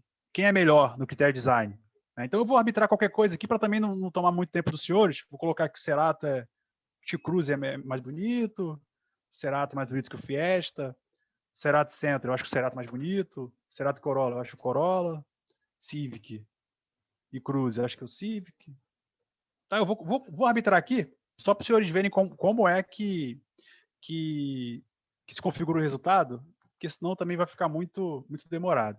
Aqui já vai uma dica também, caso haja muitas alternativas no problema, a minha sugestão é que os senhores atribuam uma escala Likert para os critérios qualitativos, porque senão vai dar muito trabalho aqui na análise paritária desses critérios qualitativos. Então, é uma dica, né? Por exemplo, no artigo da OCDE, eram 30 países. Imagina avaliar 30 países, né, nessa análise paritária. Ia ficar inviável. Então, como se estivesse fazendo um HP com rating.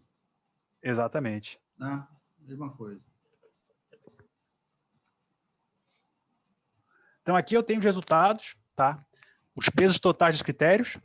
Então, preço, foi assim, para o pai de família, acho que está bem legal, né? Preço 2, mala 1.4, design 0.7, potência 0.0078, né? Então, acho que ficou bem condizente para mim aí, pai de família, tá? Alternativas, esses valores foram os que eu imputei, mala, potência e preço. O design eu obtive com Sapego. Né? Então, aqui eu cardinalizei, por assim dizer, um critério qualitativo para poder aplicar o método. Agora, colocando os valores de QPIV, né? Só recapitulando, se os senhores lembrarem bem, eu só precisei imputar os valores até agora, certo? E dar minha opinião sobre o que é melhor e o que é pior. Nada além disso. Agora que fica um pouco mais, que botei mais dados para imputar, que são os valores de Q, P e V. Então, para o preço, olhando aqui o preço, 70, 110, eu vou colocar um valor de Q igual a 15, acho que está justo. P, 25 e o veto eu vou colocar 40. Mala, acho que um valor de 20 tá justo, 50 e 100. Potência, 10, 20 e 40. Design. A design eu olho aqui essa escala qualitativa. Eu acho que 0,5 está justo, 1 e 1,5. Tudo bem até aqui? Algum valor absurdo? Alguém discorda? Beleza. O V é o Beleza, veto, então... né, Igor? Não entendi. O V é o veto? É que eu perdi o iniciozinho da aula.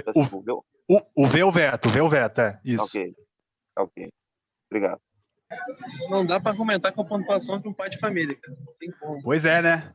Aqui eu tenho os resultados consolidados, tá? Os pesos dos critérios, a pontuação das alternativas, tá? Design aqui, ó, que é aquele qualitativo, né? E aqui a divisão em classes. Eu fiz tudo aleatório, né? Como eu falei para os senhores aqui. Mas a minha ideia foi mostrar como é que fica as classificações e mostrar para os senhores uma que eu fiz bem embasado, que mostra justamente essa divisão de classes aqui, né? 1, 2 e 3. Vou mostrar. Só um instante. Tá aqui. Tá. Vamos lá. Então aqui eu tenho a divisão em classes para BH e BN, tá? Então ele mostra otimista, classe 1, 2, 1, 2. Pessimista, da mesma forma. E para o BN também. Como eu falei, né? Naquele critério qualitativo, eu fui jogando valores aleatórios, né? Antes da aula, hoje eu fiz essa mesma aplicação, só que com calma, né? Coloquei 2 decisores e pensei, não, eu sou bem diferente de mim mesmo, né? Então coloquei um cara que gosta mais um cara mais pai de família, um cara que quer um carro mais robusto, com mais potência e tal. E o resultado foi esse aqui, ó. Para o BH, eu tive Cerato classe 1 e 1, Civic classe 2 e 3, Corolla 2 e 2, Cruze 1 e 1, Fiesta 1 e 2, Sentra 1 e 1. Para o BN, eu notei Cerato 1 e 1 e os outros com a classe bem mais baixa, né? Então, olhando aqui, se eu quisesse escolher só um carro, eu veria o Cerato como o mais indicado para mim. Ele ficou na classe 1 em todos os cenários analisados, né? E o que é legal? Por que o Cerato ficou em primeiro? Será que faz sentido? Quando a gente olha aqui, ó, nos valores que eu coloquei na tabela, o Cerato ele não é o mais barato, mas ele é um dos mais baratos. Ele tem uma das maiores malas. A potência dele é intermediária e ele ficou com o segundo maior design, né? Então, assim, nos critérios que tem maior peso, preço, maior design, ele teve realmente um desempenho ali, pelo menos intermediário. Se ele não foi o melhor em tudo, ele manteve uma certa regularidade. Já o Civic, por que ele ficou na classe 2 e 3 aqui, ó, uma classe tão baixa, né? Porque ele é o mais caro, né? Ele não tem o melhor porta-mala, ele tem uma potência alta, mas a potência foi o critério mais baixo aqui, ó. Então, olhando assim, numa análise mais sintetizada, faz sentido, né, a distribuição em classes do método. Aqui, ó, eu tenho uma opção de baixar a planilha e ele me dá o relatório de tudo que ele fez, né? Então, se os senhores clicarem em baixar a planilha, vai vir uma parte dissipada, ele dá uma planilha para o BH e uma para o BN. Ela vai vir assim, ó, resultados. Espera aí que eu botei para baixar aqui. Tá? Resultados. Quantio é o BN, tá? E range é o BH. Vou mostrar para os senhores aqui como é que ficou a classificação do BH. Tá? Todos os cálculos. Tudo aquilo que a gente viu na aula tem consolidado aqui na planilha agora. Lembrando, eu só tive o trabalho de colocar as alternativas, Q, P e V. E fazer análise paritária, né? Que se eu não quisesse, eu poderia até ter pulado. Eu quis colocar uma escala Likert. Eu nem precisaria fazer aquela análise paritária das alternativas no critério design, né? Então aqui, ó, design, mala, potência e preço, né? Os 4 critérios, como eu falei, o preço monotônico de custo, Então, o B2, ó, em módulo, ele é menor do que o B1. O que faz sentido, né? Porque eu procuro o menor preço. Então, o B2, que é a maior classe, né? Seria o limiar mais alto, a classe mais alta, ele, para monotônicos de custo, ele tem um módulo menor. Ficou claro isso aqui? Acredito que sim, né? Quando fica um silêncio é porque eu acho que está tranquilo.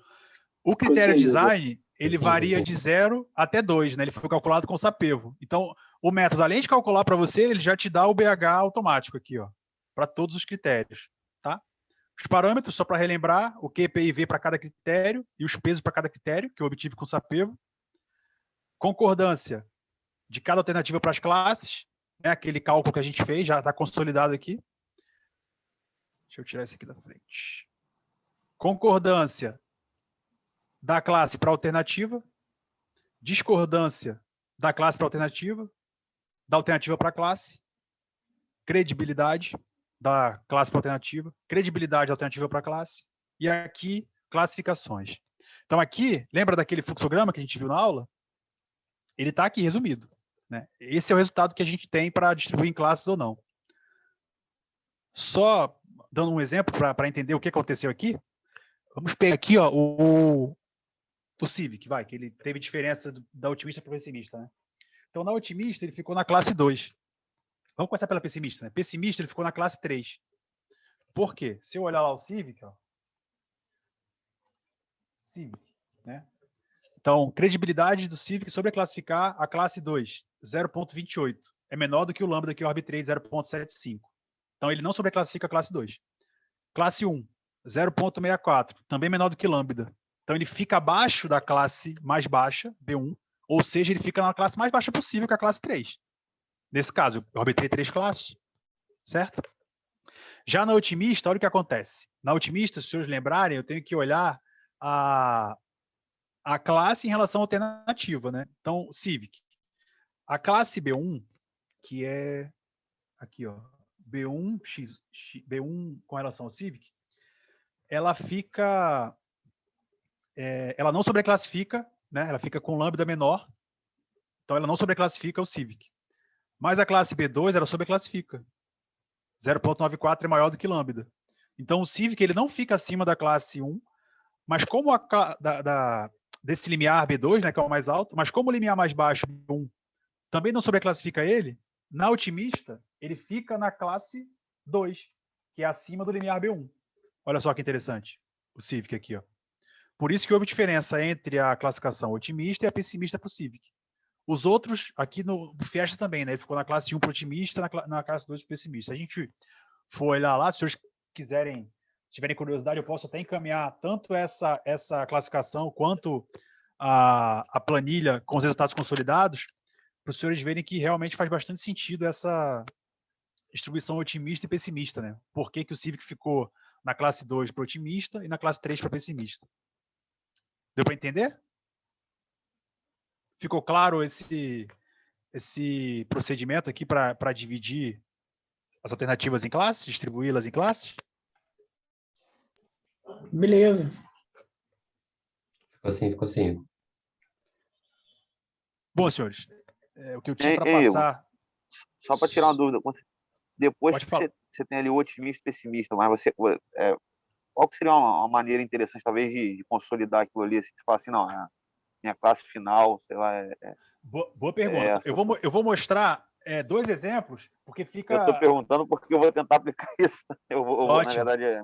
Então, assim, depois eu vou chegar nesse problema. E o meu problema provavelmente vai ter 33 alternativas.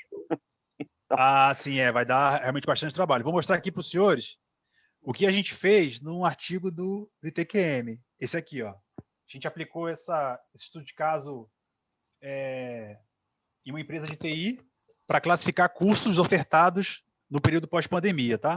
A gente aplicou cenários prospectivos e o Electrimor. Então, aqui a planilha do Electrimor, tá?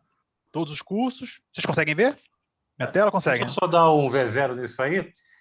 Isso aí também foi um artigo, né, de uma aluna minha de TCC, né, que o Igor ajudou bastante aqui fazendo as aplicações. Então, esses dados advêm de um estudo de TCC, tá? Vocês estão vendo aí que um trabalho originário de TCC com o aluno mestrando consegue gerar um artigo para o Pescopus, tá?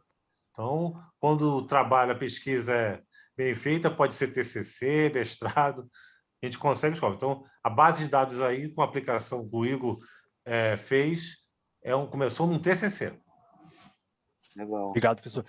Esse artigo, na verdade, ele foi feito na disciplina de cenários prospectivos do semestre passado e saíram 2 artigos, né, dessa massa de dados. Um com cenários, que foi esse aqui, vai ser publicado agora na base Scopus, e um outro, mais voltado para o Electrimor, que aí eu encabecei e foquei mais na axiomática do método, que tem tudo para ser aceito no Júnior com JCR, né? O Júnior de TI e tomada de decisão, voltou com a revisão, para revisão agora, eu vou até falar com o professor Simões depois da aula. Já fiz tudo, a princípio, estou bem confiante de ser aprovado, né? E aí vai ser mais um JCR com Electrimor. Então, aqui quem perguntou foi o Eric, né? Isso mesmo, amigo. Então, Eric, aqui nessa divisão, olha só como é que a gente consolidou. Consolidou em uma classe só, né? Então, dividi os cursos na classe A, B e C. Como é que eu fiz isso? Tá vendo aqui? Aqui a gente chamou de classe 1, classe 2, ali é classe A, B e C, aqui a gente chamou de classe 1, 2 e 3, né? Naquele procedimento, eu fiz o seguinte, eu coloquei... Tem até um artigo do Isaac também aprovado no Procedure Computer Science que a gente fez a mesma coisa. Deixa eu ver que acho que fica até mais claro para mostrar para vocês. Esse aqui, ó. A gente usou para escolher no meu caso, provavelmente vão ser classes de risco, alto risco, médio risco, baixo risco, alguma coisa assim. Então, aqui acho que vai te dar uma luz. Aqui a gente teve, ó, 4 classificações, tá vendo? C, B, A, C, A, tá vendo? Sim. 4 letras, são 17 alternativas, tá? Como é que eu vou consolidar? Né? Aí a gente fez um procedimento que foi quantas classes aquela alternativa obteve, né? Mais vezes. Então, a alternativa A1, ela obteve 2 vezes a classe C, ó. Tá vendo? Sim. Então, a alternativa A1, ela é realocada na classe C, quando eu vou consolidar, tá vendo? Porque aqui ficou um pouco chatinho de ver, porque o espaço era muito reduzido, a gente teve que compilar essa tabela, tá? A alternativa A2, ela teve 2 vezes a classificação A aqui, ó.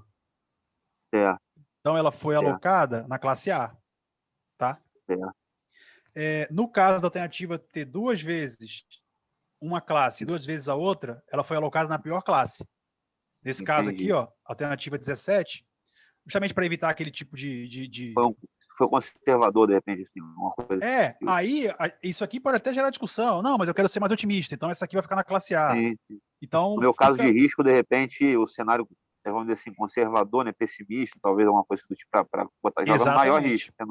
Exatamente. Entendi. Isso aqui a gente poderia até aplicar nos cenários prospectivos, aqueles cenários otimista, pessimista de tendência. Então, para um cenário otimista, essa alternativa ficaria na classe A. Para um pessimista, ficaria na classe C. Nesse caso, a gente foi bem conservador, porque a gente quis realmente selecionar bases, sede para bases militares bem robustas. Né? Então, a gente colocou só o que realmente era a unanimidade. Nesse caso específico, a 17 foi alocada na classe C. Então, ela está aqui, ó. Classe C, Rio Grande, tá vendo? Então, a gente agregou dessa forma. Outra forma que você poderia usar para agregar, eu já vi isso em alguns artigos de distribuição, o professor Simões pode até me corrigir, né? Mas eu não sei se conceitualmente estaria correto, mas eu poderia aplicar uma soma aqui, né? Por exemplo. O problema de aplicar soma vai dar uma ideia de compensar, né? Tem esse detalhe. E o princípio do Electrimor é não compensatório, né? Então tem que tomar um pouco de cuidado aí. Tá? Eu gosto mais da maneira que a gente vem trabalhando, que a gente coloca, por exemplo, sei lá, foi AAA, AB, BA, BB, BC. Então, AA, grupo 1, AB, BA, grupo 2. Entendeu? Beleza, professor. CB, BC, grupo 3. Entendeu? Tentar fazer por grupos, mantendo o conceito de grupos. Depois, nos grupos, se for o caso, a gente aplica um outro método para classificar dentro do grupo, uma vez que o grupo está definido. Ótimo. Sim, senhor. Obrigado, professor. Só mais um exemplo aqui, Eric, que aí foi... não foi nem para escolher, a gente... Foi o método que propôs, foi até o artigo que propôs o método, né? A gente aplicou para classificar aeronaves, o resultado foi esse aqui. Aí, quando eu aumentei o lambda, aqui eu coloquei 0,55, né? Quando eu aumentei para 0,65, somente uma alternativa Cadê ela? Cadê? Não, não foi nesse artigo, não, desculpa, foi em outro artigo. Quando eu aumentei o lambda, eu verifiquei que alternativas que estavam com A em tudo aqui, ó, Legacy 450 e Predator 500, elas caíram, mas elas caíram juntas, ó. A ABB, tá vendo, ó? A ABB, e a outra foi o Legacy, o Predator, também continua a ABB. A ABB também. Então, mesmo aumentando o lambda, eu verifiquei que as alternativas que eram A em tudo continuaram como as melhores. Então, distribuindo em classes, elas ficariam na classe A, que foi até o que a gente colocou aqui, né? Que as duas alternativas seriam as mais indicadas para serem adquiridas no combate à Covid-19. Teve algum outro artigo, porque agora são tantos artigos, peço até desculpas com a Electrimor, que quando a gente aumentou o lambda, ficou só uma alternativa na classe A. Então, se o cara quisesse escolher só uma alternativa, ele teria essa prerrogativa. Não, mas com o lambda tal, só uma alternativa ficou na classe A em tudo. Ela, teoricamente, seria a mais indicada. No teu caso, acho que vai ser difícil acontecer isso. Com 33 alternativas, provavelmente vai estar bem dividida essa... Vai estar bem dividida essa distribuição aí. Essa mudança no lambda aí pode, vamos dizer assim, ser analisada sob a ótica de ser uma análise de sensibilidade, alguma coisa do tipo? Pode sim. Com certeza, com certeza. Inclusive, foi o que a gente fez no artigo que voltou agora para revisão. Aumentamos o lambda e verificamos o comportamento das alternativas, né? Entendi.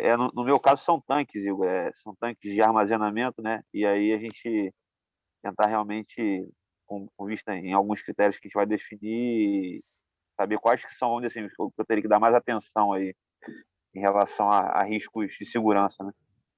Então, são 33 tanques reais, né? 33 ativos reais, né? Aí tem dados reais. Se quiser me ajuda, estou à disposição para auxiliar na aplicação do método, sem problema nenhum. Vou pegar depois seus contatos com o mestre Marcos aí e te agradeço. A gente pode conversar sim, vai ajudar muito.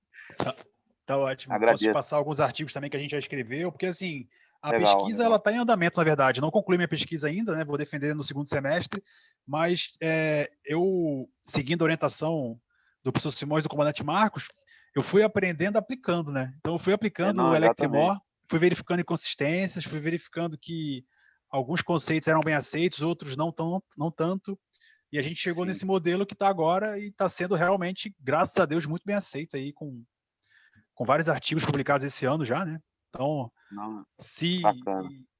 nós estamos aí no comecinho de junho, já tivemos aí 5 artigos indexados, eu acho que é sinal de que realmente o método está sendo bem aceito, né? Pô, bacana. Muito obrigado, Igor. Eu te agradeço o mestre Marcos, até quando eu contei meu problema para ele que pescou aí, na verdade, a aplicação, né? Ele falou assim, pô, isso aí tá com cara de que vai casar bem com o Electrimor. Então, pô, ótimo. Vou te agradecer. Depois eu pego seus contatos, a gente bate um papo realmente. Beleza. Atrapalhar, ué. Obrigado aí. Tranquilo. Bom, senhores. Parabéns pela aula. Obrigado, Eric. Bom, senhores, da minha parte, era isso que eu queria passar. Espero ter ficado... não ter ficado, na verdade, nenhuma dúvida, né, sobre a aplicação do método. Se houver dúvida, o meu contato, o comandante Marcos tem meu contato, pode divulgar no grupo. Vai ser um prazer ajudá-los na confecção de artigos ou até de dúvidas para as pessoas conhecerem cada vez mais ferramentas, né? Porque o comandante Marcos fala, né? Quando a gente só tem um martelo, qualquer coisa é prego, né? Então, quanto mais ferramentas a gente conhecer, melhor. A gente vai poder adequar o nosso problema à ferramenta e não ao contrário, né? Às vezes a gente tem um problema e quer porque quer aplicar o HP, quer porque quer aplicar o Topsys, porque são os únicos que a gente conhece, né? E sendo que existem ferramentas próprias para cada tipo específico de problema. Isso era até uma coisa que eu pecava no começo com a Electrimor, porque eu queria escolher alguma coisa com a Electrimor. Aí depois eu pensei, cara, mas o método que eu estou estudando não é para escolher nada, ele é para distribuir. Exatamente. Pode ser que o resultado seja uma escolha, com uma alternativa só na classe A, mas não é o que acontece de praxe. Não mesmo. Normalmente, a gente está vendo, o comandante Marcos aí já deve ter lido vários artigos que eu entreguei para ele com a Electrimor. Via de regra, 2, 3, 4, às vezes 8 alternativas na classe A. A gente vai adequando o lambda para chegar num resultado que seja factível, né? Porque também, pô, se eu tiver 20 alternativas na classe A de 20 que eu estou testando, alguma coisa está errada, né? Mas justamente o BH e o BN servem para dirimir esse tipo de erro do tomador de decisão, né? Porque dependendo do BH e do BN que eu colocar, do valor de classe, né? pode ser que todas as alternativas fiquem na classe A. Se eu não arbitrar direitinho esse valor, se eu não arbitrar valores coerentes, se eu arbitrar, por exemplo, um valor de BH menor do que a menor alternativa. Não sei. Se não tiver esse filtro, né, nas ferramentas que eu vi aí, eu vi até artigos com o Electri ME, que trabalha com distribuição, que os valores das classes eram menores, o valor do limiar menor do que a menor alternativa. Então, todas as alternativas ganhavam da classe. Faz sentido isso? Acho que não, né? Se for trazer aqui para uma tomada de decisão real, não faz sentido. Pô. Se todo mundo ganha da classe, por que eu estou aplicando um método de distribuição? Vai ficar todo mundo na classe A, pô. Entendeu? Então, assim, ou se tiverem mais classe, aquela classe deveria existir, né? Talvez, não sei. Pois é. Isso aí, assim, gera várias discussões, né? É papo para outras aulas, né? Assim, eu acho que até me alonguei demais, já são quase 20 horas. Eu peço desculpas se eu falei muito. Mas é porque... Nesse meio tempo aí da aula, tivemos aí a satisfação, recebemos aí o e-mail de aprovação do artigo do Marcos Vinícius, né, foi aprovado aí no BJM, chegou agora a confirmação, né, e saiu também, olhei agora, acabou de sair aqui o registro do Electrimol aí, Electrimol Web, né? Olha aí. Parabéns, legal. Excelente, não podia ser melhor hora, né, comandante? Parabéns para todos. Caraca, aí, excelente hora. Muito bom. Muito bom. Marcos, depois manda para o meu e-mail, por favor, obrigado. Mas pode botar também no da aula, coloca no da aula também. Ô, Igor, daqui para a Lua já está ficando perto, pô. Tem que ser para outro lugar. Pois é.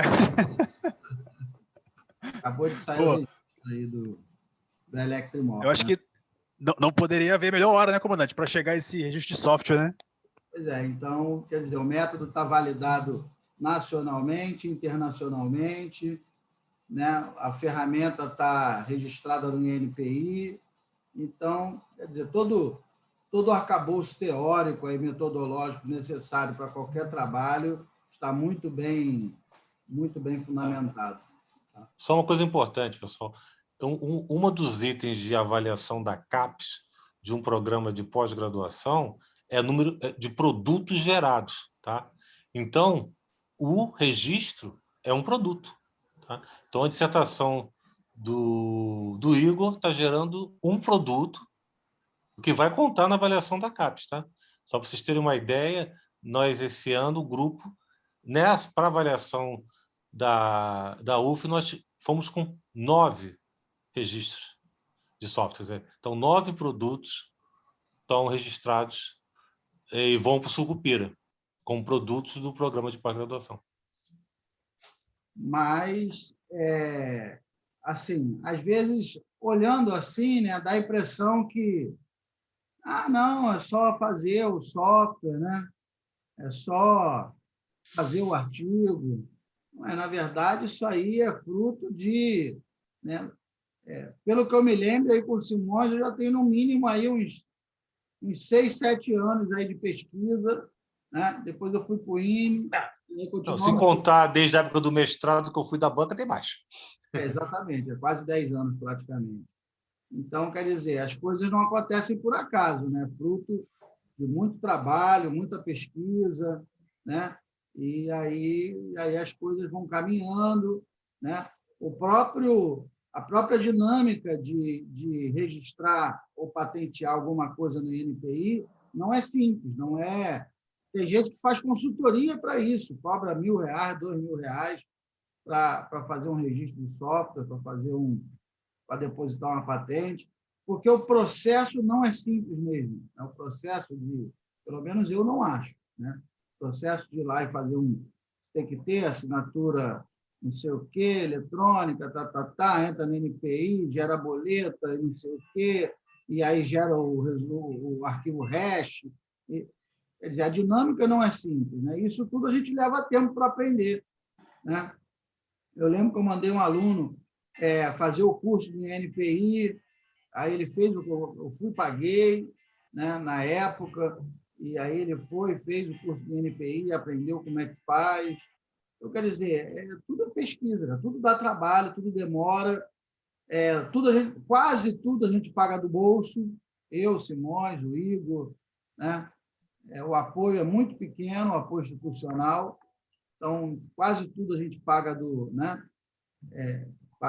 Alguma coisa ou outra a gente consegue na universidade ou no IME, uma coisa ou outra a gente consegue, mas o grosso, né? 80%, a gente paga do bolso, né? Então, quer dizer, é muito trabalho, muito tempo, muito dinheiro, muita dedicação, mas se não for assim, não sai nada, né? Se não for assim... É por isso que o nosso grupo é tão produtivo, tem tantos artigos, é por causa disso, é porque é muita energia injetada, né? É sábado, domingo, feriado, domingo, 2h da manhã, eu estou falando com o Igor, pô, deu errado, não rodou, e tal, né? Então, é muita energia, né? Mas no final sai um bom resultado, né? Agora, vê, nós mandamos para o ITQM, foram mais de 10 artigos com Scopus aprovados, né? Vai sair na Procedure Computer Science, mais de 10. Quer dizer, você acha que é assim? Escrever um artigo, mandar para a Procedure Computer Science e ser aprovado? Não é, né? É porque, na verdade, há todo um trabalho de base que o grupo já está, né? Nosso grupo de pesquisa já está mais ou menos já azeitado a trabalhar dessa maneira, né? Mas então é isso, meus amigos. Alguém quer falar mais alguma coisa? Tem mais alguma dúvida? Para você aceitar, ela não... Tá tudo bem? Posso ter uma dúvida rápida, professor Marcos? Fala aí, Cássio. Calma aí. Igor, eu queria tirar uma dúvida em relação ao procedimento em si, usando o método, e ficou uma dúvida em relação à determinação dos valores de Q, P e V, e eu queria saber como é que você faz. Você colhe isso aí dos decisores, ou você faz isso, digamos, ao inserir no sistema e tal? Como você recomenda isso aí? Então, a minha recomendação, primeiramente, é definir os critérios, se eles são numéricos ou qualitativos, né? Por que eu digo isso? Porque o ideal é colher o Q, P e V com especialistas que vão avaliar a diferença relativa entre alternativas, porque assim, como é que eu vou definir Q, P e V para o design, por exemplo, se eu não tiver uma escala cardinal, né? Então, eu aplicaria o Electrimor, obteria já os pesos dos critérios, não, correção, os pesos dos critérios não, os valores cardinais, né, para esses critérios qualitativos, e levaria para um especialista, para alguém que tem conhecimento na área, para ele poder me dizer, um carro, por exemplo, uma diferença de R$10.000, né? Se bem que nesse caso de carro, como todo mundo, como é uma coisa muito comum, todo mundo se considera especialista em carro, né? Então, uma diferença de R$5.000 para mim pode ser um quê? Pode ser uma preferência fraca. Para você pode ser uma diferença absurda, pode ser uma diferença digna de veto já. Ah, não, se for R$5.000 eu nem escolho. Se eles for R$5 mais barato que o outro, eu nem escolho. Mas, normalmente, nos casos que a gente aplica, né, os artigos, são artigos militares ou artigos de TI, normalmente a gente consulta especialistas que têm realmente know-how para poder opinar, né? Porque a gente busca, na verdade, uma análise mais realista, né? Eu poderia arbitrar, poderia olhar assim, se um é 2, 3, o outro é 4, eu vou colocar um Q igual a 0,5, porque é uma diferença que está dentro ali, vou colocar um P igual a 2, porque eu acho que faz sentido. Assim, vai sair um resultado? Vai. A ferramenta vai fornecer um auxílio à decisão? Vai. Mas será que vai ser robusto? Não sei. Aí teria que consultar um especialista, porque realmente essa parte de QPV é muito subjetiva, né? E os métodos são feitos para isso, para pegar a subjetividade do decisor, do avaliador, e estruturá-la. É para isso que o método existe, né? O Eric é especialista lá em tanques. Então, ele é o cara mais indicado para dizer se a corrosão está grande, se não está, se a corrosão atmosférica é pior do que a corrosão interna. Se ele não souber dizer isso, quem vai saber? É ele que é o especialista, né? Então, é ele que vai ter que... Aí, com base nas opiniões dele, o método vai parametrizar tudo isso e vai gerar um apoio à decisão. O objetivo é esse, né?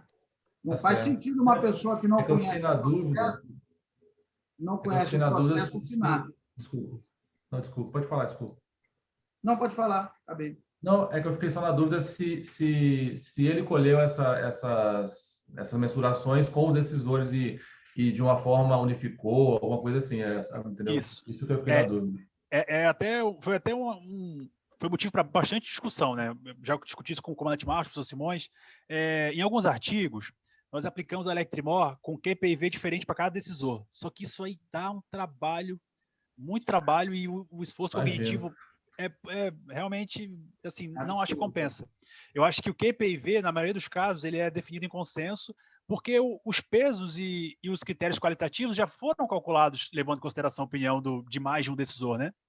Então, acho que essa subjetividade de múltiplos decisores, ela vai no Electrimor, do jeito que está na ferramenta, tanto que a gente nem colocou a opção de QPIV para cada decisor, porque ia embananar tudo, entendeu? A gente começou com isso, como eu falei, a gente foi evoluindo, né, a aplicação do método à medida que a gente foi aplicando, né? No primeiro artigo, vocês vão ver que QPIV a gente variou para cada decisor.